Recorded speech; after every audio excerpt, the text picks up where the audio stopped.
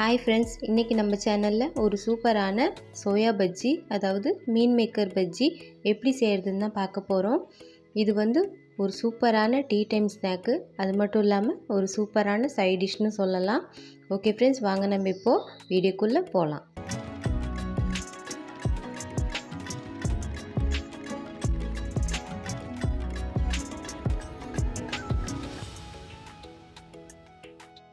Friends, நான் இன்றைக்கி ஒரு கப் அளவுக்கு பெரிய சோயாபீன் எடுத்திருக்கேன். நீங்களும் இதே மாதிரி பெரிய சோயாபீன் எடுத்துக்கோங்க, அப்போ தான் பஜ்ஜி போடுறதுக்கு நல்லாயிருக்கும். ஓகே ஃப்ரெண்ட்ஸ், நம்ம இப்போ இதை இன்னொரு பாத்திரத்தில் மாற்றிக்கலாம். மாற்றிட்டு நம்ம இப்போ இதில் சுடு தண்ணி ஊற்றி ஒரு 10 நிமிஷம் அளவுக்கு அப்படியே ஊற விட்டுடலாம். ஃப்ரெண்ட்ஸ், சோயா ஊறட்டும். நம்ம இப்போது அந்த டைமில் பஜ்ஜிக்கான மாவு ரெடி பண்ணிக்கலாம்.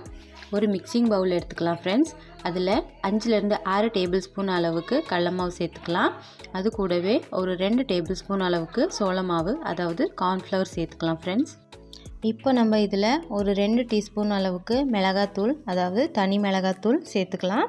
சேர்த்துட்டு அது கூடவே நம்ம இப்போது ருசிக்கு தேவையான அளவு உப்பு சேர்த்துக்கலாம். ஃப்ரெண்ட்ஸ், இது கூடவே பஜ்ஜிக்கு தேவையான கலர் பவுடர், அதாவது ரெட் கலர் பவுடர் சேர்த்துக்கலாம். ஃப்ரெண்ட்ஸ், சேர்த்துட்டு நம்ம எல்லாம் ஒன்று போல் மிக்ஸ் பண்ணி விட்டுக்கலாம். அதுக்கப்புறமா நம்ம அதில் கொஞ்சம் கொஞ்சமாக தண்ணி சேர்த்து மாவை நல்லா கரைச்சி எடுத்துக்கணும். ஃப்ரெண்ட்ஸ், மாவோட கன்சிஸ்டன்சி பார்த்திங்கன்னா இந்த மாதிரி தான் இருக்கணும். மாவை நல்லா கரைச்சதுக்கப்புறமா ரொம்ப கட்டியாகவும் இல்லாமல் ரொம்ப தண்ணியாகவும் இல்லாமல் இந்த மாதிரி கரெக்டான பதத்தில் இருக்கணும். அப்போ தான் நமக்கு சோயா பீன்ஸ்குள்ளே நல்லா அந்த மாவு இறங்கும். அப்போ தான் மசாலா நல்லா ஒட்டும். ஃப்ரெண்ட்ஸ், இப்போ பார்த்திங்கன்னா நம்ம ஊற வச்சுருந்த சோயாபீன் நல்லாவே ஊறிடுச்சு. நம்ம இப்போ இதை நல்லா கையால் பிழிஞ்சு விட்டு 2லேருந்து 3 டைம் நல்லா வாஷ் பண்ணி எடுத்துக்கணும். ஃப்ரெண்ட்ஸ் பார்த்திங்கன்னா நம்ம சோயாபீனை நல்லா வாஷ் பண்ணியாச்சு. இதில் இன்னும் எக்ஸ்ட்ரா தண்ணி இருக்கும். நம்ம இப்போ இதை கையால் நல்லா இந்த மாதிரி புழிஞ்சு எக்ஸ்ட்ரா இருக்கிற தண்ணியெல்லாம் இருத்துட்டு நம்ம இப்போ இதை மசாலாவில் டைரெக்டாக சேர்த்துடலாம்.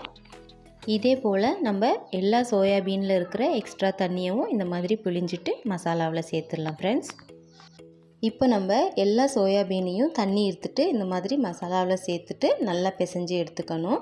மசாலாவும் சோயாபீனும் நல்லா மிக்ஸ் ஆகணும். அப்போ தான் சோயாபீனுக்குள்ளே மசாலா நல்லா இறங்கும்.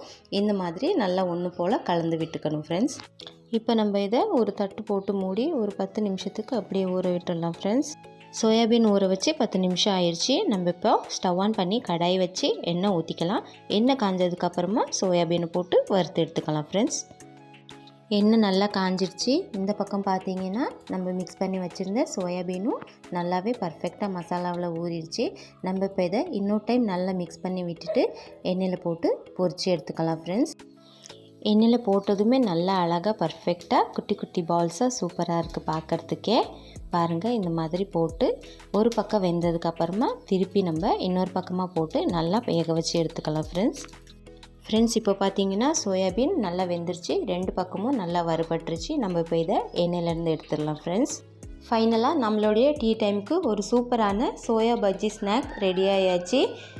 நீங்களும் ட்ரை பண்ணி பாருங்கள். டேஸ்ட் எப்படி இருக்குன்னு கமெண்ட் பண்ணுங்கள். வீடியோஸ் பிடிச்சிருந்தா லைக் பண்ணுங்கள், ஷேர் பண்ணுங்கள். சேனலை மறக்காமல் சப்ஸ்கிரைப் பண்ணிக்கோங்க. தேங்க்யூ.